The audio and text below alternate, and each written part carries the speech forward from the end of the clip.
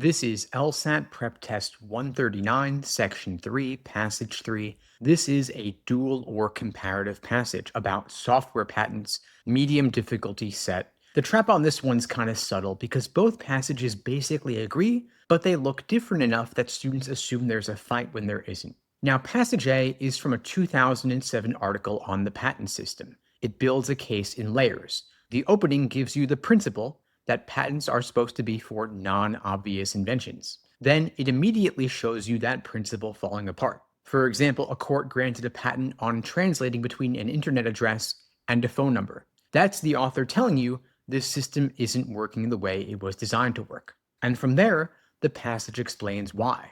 The courts dropped the bar for what counts as obvious, and patents got so broad that the concept of inventing around them, designing your product to avoid someone else's patent, became impossible. And here's where you need to slow down. The author introduces this idea of nuclear stockpiling. Companies started grabbing hundreds or thousands of patents, not because the patents were valuable on their own. They grabbed them so they would have ammunition if someone sued them.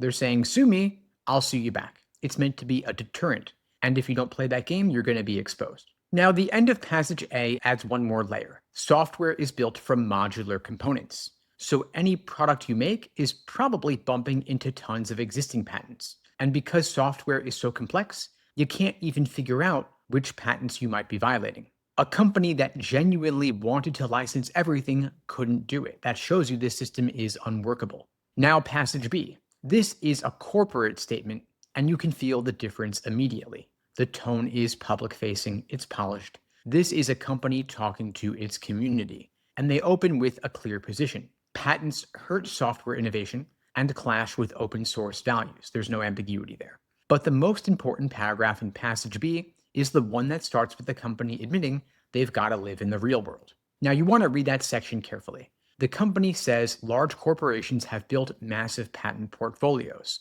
Those portfolios get misused, and the patents themselves are questionable. Litigation is expensive, so the only practical defense is to build your own portfolio to fight fire with fire. And then the very end of Passage B is where the tension reaches its height. The company says it adopted this strategy reluctantly. It flags the perceived inconsistency with its own anti-patent stance. And that word perceived is doing real work here. The company is acknowledging the contradiction, but softening it. They're saying, yes, this looks hypocritical, but pragmatism wins. So what is the relationship between these two passages? They agree on almost everything.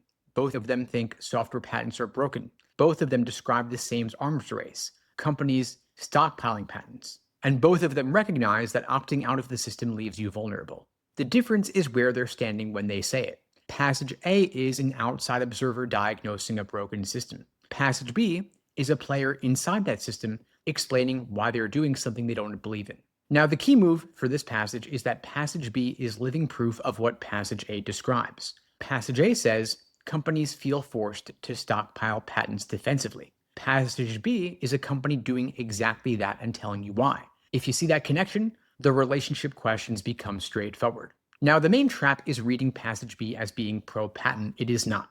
The company opposes patents in principle. Every single thing they do with patents, they frame as being reluctant and defensive. If a question asks about Passage B's attitude towards software patents, the answer is negative, with a practical exception. Now, one more thing you want to watch. The questions here will probably test whether you know which details show up in which passage. Passage A talks about courts lowering the standard for obviousness, and that's only Passage A. Passage A explains why software's modular structure makes patent avoidance impossible. Again, only Passage A here. Passage B talks about open source values and names its own community.